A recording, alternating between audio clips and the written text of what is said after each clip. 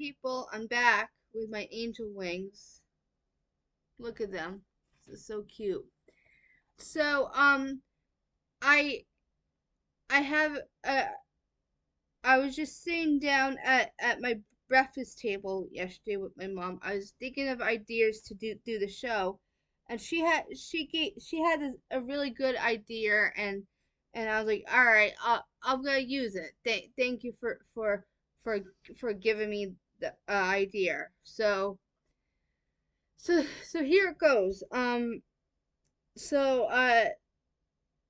so she was saying to me why they translate Yahweh and they say Yahweh is the word Yahweh in Hebrew is translated in English to Jehovah. So when I was a little kid, I was like that was a good thing. So a good uh thought. So when I was a little kid, I remember she taught that in the propaganda videos, the propaganda books and videos and stuff. So to her Bible study. So right before we go to the Bible study, where she's always looking for a piece of paper and a pen. It was usually a McDonald's receipt and a pen. A lot of times, it's funny. And she wrote YHWH as she taught it, and it's like to the person it translates Jehovah, but when you really think, you critically think, there's no J in Jehovah, right? So and there's no J in the Hebrew language, so where they got the word Jehovah from then? It's Yahweh, actually, the Tetragrammaton. So, so,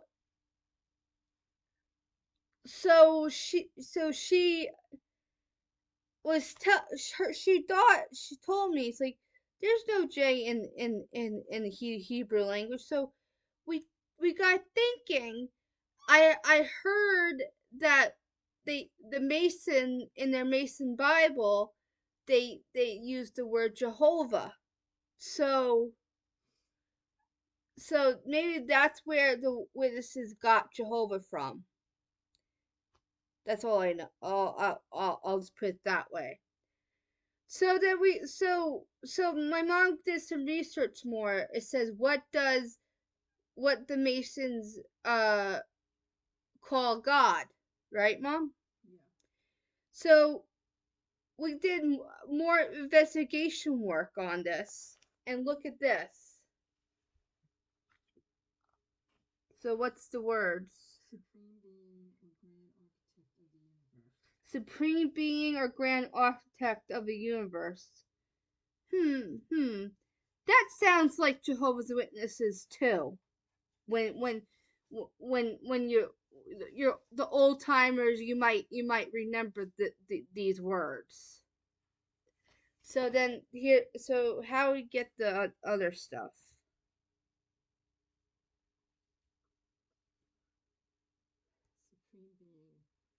Supreme being. Supreme being.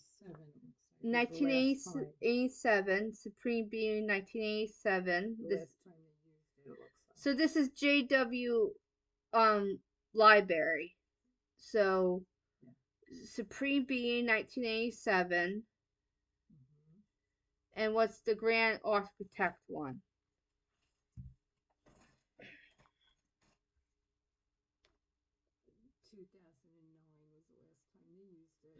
2009. They said the grand architect. So so that's the word, or yeah, yeah. So I remember 2009, that last word. So why the witnesses refer to God in the they use Mason words? That's something to think about. So everyone has their conspiracy theory. They everyone has their thoughts about Russell. But I personally think I'm on team he could be a Mason, and I think personally think he might have believed in Zionism, because now think about it, all the movies that I watched when I was a kid, like all the dramas and stuff, these drama movies I watched, it was always Old Testament. Everyone, a lot of the time, we we learned about the Old Testament. Yes, we learned about Jesus. We believed in Jesus in the New Testament too, but it was always going back to the Old Testament. So that's where I'm personally, when it comes to Russell and Rutherford, this is my opinion. Everyone has their own opinions on it. I think I I'm Team Mason on that. So because why they they um they covered up they took down the pyramid at in his memorial ground. So if he wasn't a Mason and it was nothing, why you should have kept that pyramid? Why it was called Zion's Watchtower back in the day? Why they had a crush on the crown? Why Rutherford changed the name to Jehovah's Witnesses?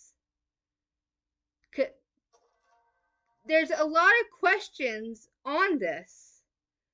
So we got our thinking cap on tonight, so don't be afraid to critically think and do your own research on this. That's all I'm saying. So we love you, Jehovah loves you, and Yeshua love you, and mwah, and we happy to be alive and stay happy. Peace out. Much love. Bye bye.